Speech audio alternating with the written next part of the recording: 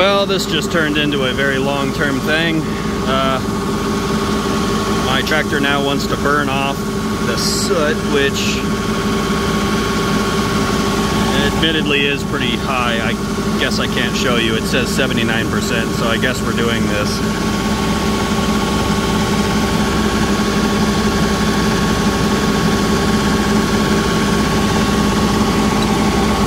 Yep, we're doing this.